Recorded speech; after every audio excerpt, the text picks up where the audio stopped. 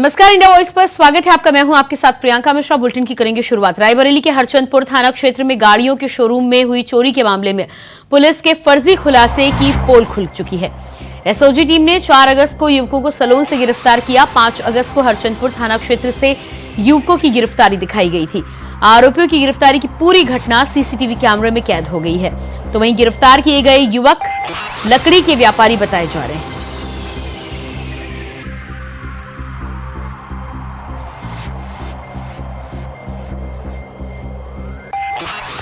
और इसी खबर पर रायबरेली से संवाददाता राजू तिवारी हमारे साथ लाइव जुड़ चुके हैं। जी राजू, जिस तरह से घटना सामने आई है, बताया जा रहा है कि शोरूम में चोरी के बाद कई और खुलासे हुए हैं। क्या था पूरा मामला? जी देखिए, आपको बता दूं कि फर्जी गुडवर के मामले में लगातार पुलिसिंग की फर्जी गिरफ्तारी सामने आई है। हालांकि बता दें कि एक पहले भी रायबरेली में मामला आया है, जब छात्र को गिरफ्तार किया और उसकी मां ने हाई कोर्ट का दरवाजा खटखटाया, तो हाई कोर्ट ने गंभीरता से लेते हुए पुलिस अधीक्षक रायबरेली के खिलाफ एसआईटी से जांच कराने की बात कही। लेकिन ये दोबारा मामला फिर आया है, जब 4 अगस्त को एक चोरी के मामले में सलोन से 4 युवकों को गिरफ्तार किया गया और 5 अगस्त को हरचंदपुर थाना क्षेत्र से उन्हीं की गिरफ्तारी की गई, जिसका सीसीटीवी फुटेज भी सामने आया। और इसके बाद ऐसे फर्जी गुडवर करने के मामले जो है उसकी पोल खुल गए। हालांकि इस पूरे मामले को लेकर आरोपियों के द्वारा शिकायत की गई, उच्च अधिकारियों से मिलकर शिकायत की गई है। और जो पीड़ित लोग हैं, परिजन हैं, उनका साफ तौर से कहना है पूरे मामले को लेकर वो मुख्यमंत्री योगी आदित्यनाथ से मिलकर शिकायत करेंगे। जो युवक हैं उनको चोरी के मामले में गिरफ्तार किया गया है। एक गाड़ी के शोरूम में चोरी हुई थी, जहां चोरी के मामले में उनको जेल भेजा गया। तो ऐसे में जो परिजन है उनका साफ तौर पे कहना है कि उनके जिन लोगों को गिरफ्तार किया गया है वो लकड़ी का व्यवसाय करते हैं और यहाँ से रायबरेली से लेकर लखनऊ को वो बेचते हैं लकड़ी। तो ऐसे में जो रायबरेली पुलिसिंग है, कहीं ना कहीं वो सवालों के घेरे में फिर से खड़ी हो गई, क्योंकि ऐसी फर्जी गुडवर्क जो है वो कहीं ना कहीं पुलिस पर फिर से सवाल खड़े करने लगे हैं। जी बिल्कुल। तो जिस तरह से कहीं ना कहीं पुलिसिंग पर सवाल खड़े हो रहे हैं, फर्जी गिरफ्तारी का मामला है निकलकर सामने आया, इस पूरे मामले में पुलिस विभाग के ऊपर और जिनके द्वारा इस कारनामे को अंजाम दिया गया था उन पर क्या कुछ कार्रवाई अभी तक हुई है? जी देखिए, बता दें कि 3 तारीख को बताया जा रहा है कि चोरी हुई थी शोरूम में और 4 तारीख को उन्हीं लोगों की गिरफ्तारी इस सलोन थाना क्षेत्र से की गई थी। और सलोन थाना से गिरफ्तारी करने के बावजूद भी एसओजी व हरचंदपुर थाना पुलिस के द्वारा 5 तारीख को हरचंदपुर थाना क्षेत्र से उनकी गिरफ्तारी दिखा रही। तो ऐसे में कहीं ना कहीं ये साफ तौर से जब सीसीटीवी फुटेज सामने आया कि 4 तारीख को उनको सलोन से गिरफ्तार किया गया, इस मामले का जब सीसीटीवी फुटेज सामने आया तो देखा जा सकता है कि पुलिस विभाग में भी हड़कंप का माहौल देखने को मिला। और कहीं ना कहीं जो उच्च अधिकारी हैं पूरे मामले को संज्ञान में लेने की बात कर रहे हैं, लेकिन अभी तक रायबरेली पुलिस का कोई भी बयान इस पूरे मामले पर नहीं आया है, ना ही पुलिस किसी प्रकार से बोलने को तैयार है। लेकिन जो परिजन है वो लगातार परेशान है और ऐसे अपने लोग हैं जिनको जेल भेजा गया है उनको लेकर वो चिंतित है। और उनका साफ तौर पे कहना है कि व्यवसायी लोगों को जेल भेजा गया और ऐसे में कहीं ना कहीं रायबरेली पुलिस पर क्षेत्र में भी सवाल खड़े हो रहे हैं कि ऐसे फर्जी गुडवर्क के मामले में जो लोगों को जेल भेजा जा रहा है। जी बिल्कुल। तो जिस तरह से कहीं ना कहीं सवाल पुलिसिंग पे खड़े हुए हैं और फर्जी गिरफ्तारी की बात निकलकर सामने आई है, लगातार इस मामले को लेकर राजनीति गलियारों से भी कई तरह की बातें निकलकर सामने आती हैं। रायबरेली का ये मामला सामने आने के बाद क्या लगता है आपको कि राजनीतिक लिहाज से किस हद तक मामला आगे बढ़ सकता है? जी देखिए, अगर बात करें तो पूरी तरह से जो आम आवाम की बात है, क्योंकि इस मामले को लेकर कहीं ना कहीं जो सलोन थाना क्षेत्र है वहां से उसकी सरेआम गिरफ्तारी की गई थी, क्योंकि एसओजी टीम के द्वारा एक आरा मशीन से गिरफ्तारी की गई थी और जिसका वीडियो सीसीटीवी फुटेज सामने आ गया और लोगों के द्वारा और परिजनों के द्वारा उसको लेकर उच्च अधिकारियों से शिकायत की गई। और परिजनों के द्वारा साफ तौर पे बताया गया है कि जिन लोगों को जेल भेजा गया है वो लकड़ी का व्यवसाय करते थे, रायबरेली से ले जाते थे लकड़ी को और लखनऊ की मंडी में वो लकड़ी को बेचते थे। और जिस दिन उनकी गिरफ्तारी की बात कही जा रही पुलिस के द्वारा, उस दिन वो सलोन थाना क्षेत्र में थे, लेकिन उनका जो सीसीटीवी फुटेज बताया जा रहा है वो सलोन से उनकी गिरफ्तारी बताई जा रही। साफ तौर से वीडियो में देखा जा सकता है कि किस तरह से एसओजी टीम के द्वारा उनको आरा मशीन से गिरफ्तार किया गया। हालांकि पूछताछ करने की बात को लेकर पुलिस ने उनकी गिरफ्तारी की थी और उनको लास्ट में जेल भेज दिया। तो ऐसे में परिजनों में काफी कहीं ना कहीं रोष देखने को मिल रहा है। जो आम आवाम है वहां भी कहीं ना कहीं स्थानीय पुलिसिंग के खिलाफ आक्रोश देखने को मिल रहा है। जी बिल्कुल राजू, इस तमाम जानकारी के लिए बहुत बहुत शुक्रिया आपका।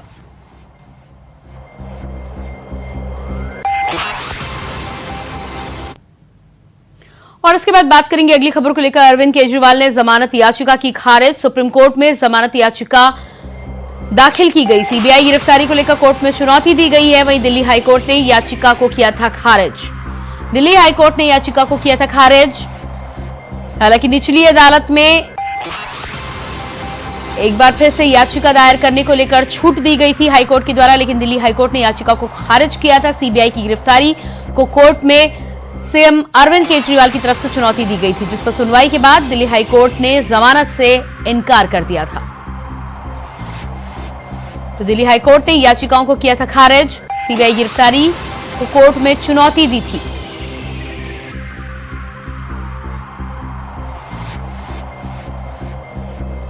और इसी खबर पर हमारे साथ दिल्ली से संवाददाता अजय चौहान फोन लाइन पर जुड़ चुके हैं। जी अजय, जिस तरह से ये पूरा मामला एक बार फिर से सामने आ रहा है, अरविंद केजरीवाल की जमानत याचिका को लेकर बात सामने आ रही है। हाईकोर्ट हालांकि इस याचिका को पहले ही खारिज कर चुकी है। सीबीआई की गिरफ्तारी को लेकर इस पूरे मामले में अब ताजा हालात क्या हैं? बिल्कुल बता रहा जिससे लगातार आम आदमी पार्टी के जो दिल्ली के मुख्यमंत्री अरविंद केजरीवाल है, सीबीआई को गिरफ्तारी को लेकर लगातार चैलेंज किया जा रहा था, लेकिन उसके बावजूद हाईकोर्ट ने पहले भी इसका रिजेक्ट कर दिया था। आज फिर सुनवाई होनी है। लगातार जिस तरह से अरविंद केजरीवाल के वकील का कहना है कि जो अरविंद केजरीवाल की गिरफ्तारी हुई है वो गैर कानूनी हुई है, उसमें ऐसा कोई तथ्य नहीं है। लेकिन सीबीआई की तरफ से जो सबूत दिए गए हैं वो पूरे हाईकोर्ट के सबूत के तौर पर पेश किया गया, ताकि अरविंद केजरीवाल के खिलाफ काफी सबूत है। कोर्ट ने भी इसका किया था कि जो पेश किया है सीबीआई ने वो अरविंद को जेल में रखने के लायक बहुत सबूत है, क्योंकि पर्याप्त सबूत है। कई ऐसे तथ्य भी सामने आए हैं जो अरविंद केजरीवाल के खिलाफ जाते हैं। जी बिल्कुल। तो जिस तरह से अरविंद केजरीवाल की तरफ से याचिका दायर की गई थी, हाईकोर्ट ने पहले ही इस याचिका को खारिज कर दिया था। हालांकि हाईकोर्ट ने यह कहा था कि निचली अदालत में चाहे तो जा सकते हैं। तो इस पूरे मामले में अब हाईकोर्ट से याचिका खारिज होने के बाद सुप्रीम कोर्ट में याचिका दाखिल की गई है। क्या कुछ तारीख निकल कर सामने आ सकती है? क्या कुछ जानकारी मिल रही है? बिल्कुल, देखिए अभी जिस तरह से आम आदमी पार्टी के वकील जो लगातार कभी हाईकोर्ट, कभी नीचे अदालत, कभी सुप्रीम कोर्ट, हाईकोर्ट जाते रहते हैं, लेकिन लगातार लेकिन कहीं ना कहीं उनको बार बार उसको झटका मिलने लगता है, क्योंकि जिस तरह से वो उसका बार बार एक ही कहना है कि अरविंद केजरीवाल बेकसूर है और आम आदमी पार्टी ईमानदार पार्टी है। लेकिन जिस तरह ईडी और सीबीआई ने अरविंद केजरीवाल को गिरफ्तार किया, उनके खिलाफ जो सबूत है वो पेश किए गए थे। कोर्ट ने भी माना कि ये सबूत बहुत है, क्योंकि शराब नीति को लेकर लंबा कई नेता इसमें जेल में है। अभी मनीष सिसोदिया को जमानत मिली है, लेकिन लगातार कहीं ना कहीं आम आदमी पार्टी मुख्यमंत्री अरविंद केजरीवाल की मुश्किलें जो लगातार बढ़ती नजर आ रही है। लेकिन देखना भी होगा कि अब फिर एक पिटीशन डाली है, क्या लगता है कि सुप्रीम कोर्ट से उनको फिर से राहत मिलेगी या फिर एक और झटका लगेगा? जी बिल्कुल। तो इस पूरे मामले में जब एक बार फिर से याचिका दाखिल की गई है, हालांकि इससे पहले भी सुप्रीम कोर्ट का रुख और सुप्रीम कोर्ट के दरवाजे खटखटा चुके हैं सीएम अरविंद केजरीवाल, लेकिन जिस तरह से हाईकोर्ट के द्वारा याचिका पहले ही खारिज की जा चुकी है, कितनी उम्मीद सुप्रीम कोर्ट में अरविंद केजरीवाल के लिए बची हुई है? देखिए, उम्मीद की बात करें तो लगातार जो वकील है वो याचिका डालते रहते हैं, लगातार उनको झटका लगता रहता है, क्योंकि जो सबूत है उनके खिलाफ पर्याप्त सबूत है। कोई सीबीआई ने सारे सबूत किए हैं, क्योंकि पहले हाईकोर्ट ने सीबीआई को एक नोटिस जारी किया था जब अरविंद केजरीवाल की पहले सुनवाई हुई थी, तो उसको लेकर के जब सीबीआई ने पेश किए तो कोर्ट भी माना है कि बाकी में जो सबूत है वो सीबीआई के पास पूरे सबूत है, उसके हिसाब से उन्होंने उनको गिरफ्तार किया था। क्योंकि बार बार उनका उसको जाना, ऊपर जाना, नीचे जाना लगातार रहता, लेकिन कहीं ना कहीं अरविंद केजरीवाल को राहत की उम्मीद कभी कहीं से नजर नहीं आ रही है। जी बिल्कुल। तो राहत की उम्मीद कहीं से नजर नहीं आ रही है। आप नजर बनाए रखिएगा। फिलहाल इस तमाम जानकारी के लिए बहुत बहुत शुक्रिया आपका। तो अजय चौहान हमारे साथ बने हुए थे।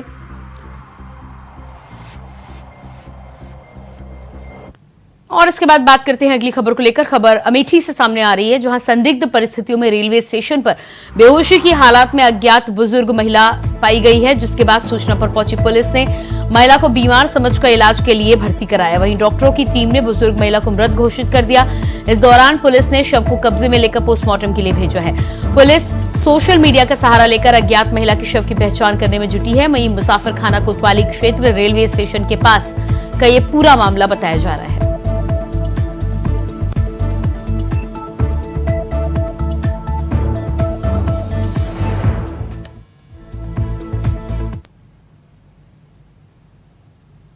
खबर इटावा से है, जहां टप्पेबाज करने वाले 2 महिलाओं को गिरफ्तार किया गया है। साथ ही एक पुलिस ने गिरफ्तारी की है। बता दें कि टप्पेबाज सुनार की दुकानों पर जाकर नकली जेवर गिरवी रखकर ठगी का काम किया करते थे, जिसके बाद पुलिस ने 3 गिरफ्तारियां कर 50,000 की नकदी, एक नकली झुमके, एक नकली चेन बरामद की है। तो वहीं पुलिस ने चेकिंग के दौरान मानिकपुर मोड़ के पास पे टप्पेबाजों को गिरफ्तार किया।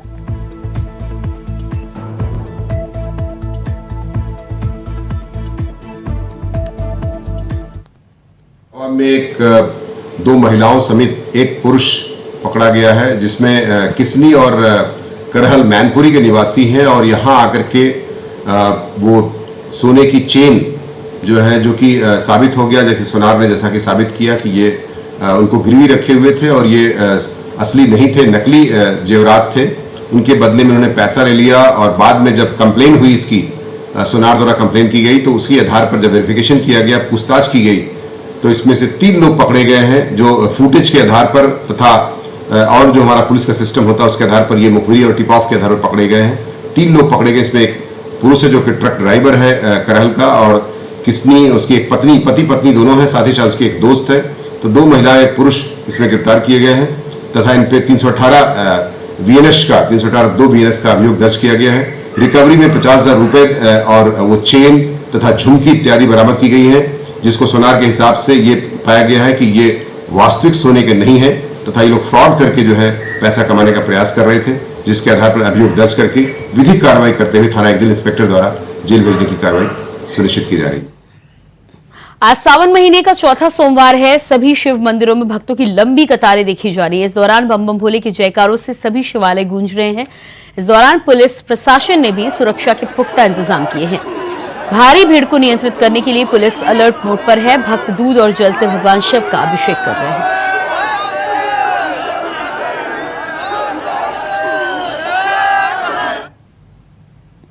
प्रदेश की योगी सरकार 5 एक्सप्रेसवे पर बेहतर शिक्षा व स्वास्थ्य सुविधाओं की गुणवत्ता का बखान कर रही है।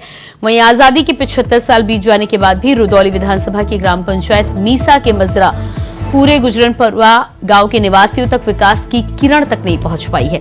यहां के निवासी आज भी पक्के संपर्क मार्ग के लिए तरस रहे हैं। यही नहीं, गांव की सरकार के द्वारा पंचवर्षीय योजनाओं के तहत सड़क, पानी, नाली जैसी मूलभूत सुविधाओं से भी ग्रामीण अभी तक वंचित हैं। गांव से लोहिया पुल तक जाने का 3 किलोमीटर का मार्ग 4 से 5 सालों से डामरीकरण से अछूता रहा है। वहीं बरसात के मौसम में दलदल जैसी स्थिति हो जाती है।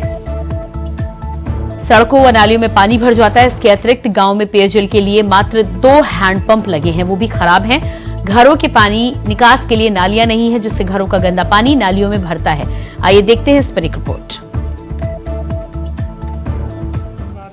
तो विकास कार्य की अगर बात किया तो गांव-गांव में जो है विकास कार्य की किरण फूट रही है, लेकिन अगर रुदौली विधानसभा के मीसा के ग्राम पंचायत है, वहाँ पूरे गुजरन का पुरवा है और यहाँ की स्थिति बद से बदहाल है। ग्रामीणों को जो है गंदे नाले के पानी से गुजरना पड़ता है और छात्र छात्राओं को इसी गंदे नाले पानी से हो जाते हैं, इसी में गिर भी पड़ते हैं और आए दिन जो है दुर्घटनाएं भी हुआ करती है। मैं एक कैमरा पर्सन से कहूंगा कि दिखाए कि आप देख सकते हैं साफ तौर पे सड़क की स्थिति जो है बद से बदहाल है और सड़कों में पानी भरा रहता है, कीचड़ सड़कों पे है। आम नागरिकों को निकलने में भी काफी दिक्कतें होती हैं। ग्राम प्रधान द्वारा विकास कार्य कोई कराया नहीं गया। यहाँ पे कुछ महिलाएं, उनसे हम बात करते हैं। क्या कहोगी, यहाँ आपके गांव में कोई विकास हुआ है? कुछ नहीं हुआ है हमारे गांव में, कोनो काम नहीं हुआ। जो प्रधान हुआ था वो न विधायक कराई नहीं है। कितनी परेशानियां हो रही हैं? देखो तो हो साहब, चाहटा बोदा गली आओ निकरो, अंधेरे उंजेरे कोनो गली नहीं जा सकती कि कोनो रास्ता निकल जाए। तो यहाँ पे जो महिलाएं, उनका भी साफ तौर पे यहाँ पे कहना है कि विकास कार्य को लेकर के ये गांव जो है काफी पिछड़ा हुआ है और यहाँ पे कुछ लोग हैं, उनसे भी हम बात करते हैं। क्या कहोगे, आपके गांव में क्या विकास हुआ है? विकास तो बिल्कुल है ही नहीं, इस गांव में बिल्कुल नहीं है, कोई विकास नहीं है। प्रधान तो बिल्कुल सुनता ही नहीं, ऐसा लगता है कि वो विधायक, वो प्रधान नहीं हुआ है, वो मालिक हो गया गाँव का। बिल्कुल कोई सुनता नहीं है, कितना भी कह लो वो सुनता ही नहीं। हम कई बार जाके कह चुके, कई लोगों को हम साथ में ले जाके तहसील भी गए, लेकिन कोई सुनवाई नहीं है। पूरे गांव में एक गली बाकी नहीं है जहाँ पे कीचड़ ना हो। 35 साल में कोई काम। तो यहाँ पे जो ग्रामीण है उनमें भी काफी आक्रोश है विकास को लेकर के, क्योंकि इस गांव में विकास की किरण नहीं फूटी है। और भी लोग हैं, उनसे हम बात करते हैं। क्या कहेंगे, आपके गांव में विकास कार्य नहीं हुआ? कुछ नहीं हुआ हमारे गांव में विकास, कोनो काम ने प्रधान से कहा नहीं सुने, जिसे कहा को कोई सुनता नहीं, कोई चीज कोनो चीज सुन ले। सब ऐसे के धारे गिर पाते, स्कूल जाए कहा करे, कई कपड़ा धोए, दिन भर यही करा करे। न कोनो वो है, सड़क का बनाकर ना कुछ, इधर भी चाला सब तरफ चाला है। तो जिताए तो आप ही लोग हैं। हाँ, तो वो बात तो सही है। वो कहते कि इस गांव से हम जीते नहीं है, तो क्या कराए काम। कहता कोई वोटे नहीं दिया है हमको, इसी वजह से विकास नहीं। यही से नहीं करा रहा है। कौन है प्रधान? ये यहाँ के रामतेज वहाँ। यहाँ पे कुछ और भी लोग हैं, उनसे हम बात करते हैं। क्या कहिएगा, आपके यहाँ सड़कों की कोई व्यवस्था है? हमारे गांव के कोई व्यवस्था नहीं है। हमारे गांव में नाली और सड़क बहुत खराब है। बच्चे लोग आते जाते हैं, सब गिरते हैं पानी में। और यहाँ पे प्रधान से कहा, प्रधान भी सुनता नहीं है। काका सड़क बनाने के लिए 2-3 बार हम भी गए, काका नाली के लिए बोलता है कि हाँ करेंगे, कोई सुनता नहीं है। परेशानियां हो रही? बहुत परेशानी है, बच्चे से बहुत परेशानी, आने जाने में, स्कूल जाने में बहुत परेशानी है। सब कीचड़ में गिरते हैं। गुजरनपुरवा के विकास की अगर बात किया जाए तो देख सकते हैं कि विकास जो है सड़कों पे बह रहा है। यहाँ पे पानी भरा हुआ है और लोगों को भी काफी दिक्कतें होती हैं। कितनी दिक्कतें हो रही हैं आप लोग? बहुत दिक्कत है। नमाज लोग पढ़ने नहीं आते हैं, इसी कचरा से छीट पड़ जाती है। मगर जो है मजबूरी की हालत में क्या करे, गाड़ी वाले गिर पड़ते हैं माँ, गिर पड़े के बाद न सब कपार लत्तर जगह हो जाते है। परेशानी है कि क्या बताया जाए। पूरा पानी भर जाता एकदम, 2-2.5 फुट तो पानी हो जाता। और ग्राम प्रधान से लेकर के विधायक तक की जो है ये गुहार लगा चुके हैं इन ग्रामीणों की, लेकिन शिकायत को सुनने वाला एवं समस्या को दूर करने वाला यहाँ पे कोई भी नजर नहीं आ रहा। जबकि चुनाव के दौरान जो है नेता सभी इस गांव के चक्कर लगाते हैं, लोग वोट मांगने के लिए घर घर जाते हैं, लेकिन वही चुनाव खत्म होने के बाद जो है आम जनता की समस्याएं उनसे नजरअंदाज किया जाता है। अब ये देखने वाला होगा कि ये पूरे गुजरन की समस्या गांव की कब दूर होती है। सहयोगी नवेश पांडे के साथ विनय मिश्रा, इंडिया वॉइस, अयोध्या। बाराबंकी जिले में सरयू नदी की बाढ़ से हाहाकार मचा हुआ है। रामनगर तहसील क्षेत्र में सरयू नदी की बाढ़ के चलते 55 घर नदी में समा गए, जिसके चलते ये सभी लोग अब बेघर हो चुके हैं। वहीं कुछ गांवों के किनारे सरयू नदी तेजी से कटान की ओर बह रही है, जिसके चलते इन गांवों के लोगों ने अपना सामान समेटकर पलायन शुरू कर दिया है। सरयू नदी की बाढ़ से परेशान लोगों का हाल जानने के लिए रविवार को खाद्य और रसद नागरिक आपूर्ति राज्य मंत्री सतीश शर्मा बाढ़ पीड़ितों के पास मुलाकात करने के लिए पहुंचे। उन्होंने बेघर हुए 55 बाढ़ पीड़ितों को 1,20,000 की सहायता राशि प्रदान की है। इस दौरान राज्य मंत्री सतीश चंद्र शर्मा ने बाढ़ पीड़ितों को हर संभव मदद पहुंचाने का आश्वासन भी दिया।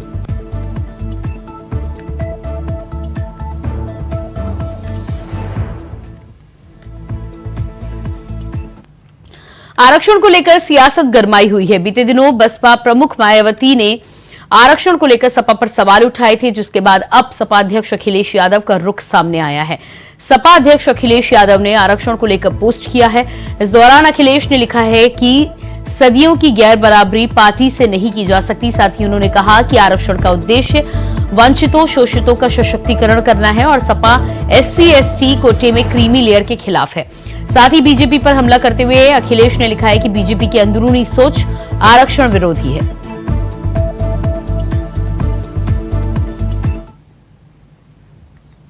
बस्ती में डायरिया के प्रकोप से एक व्यक्ति की मौत हो गई है। एक की हालत गंभीर बताई जा रही है, जिसका मेडिकल कॉलेज में गोरखपुर में फिलहाल इलाज चल रहा है।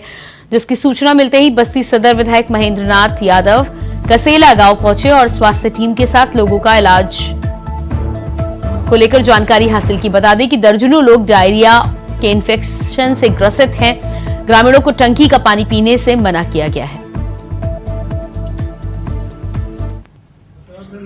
सूचना मिली हमको कि यहाँ जो है डायरिया फैला हुआ है। एक लोग एक्सपायर हो गए, एक मेडिकल कॉलेज में भर्ती हैं, कुछ लोगों को और तबीयत खराब थी।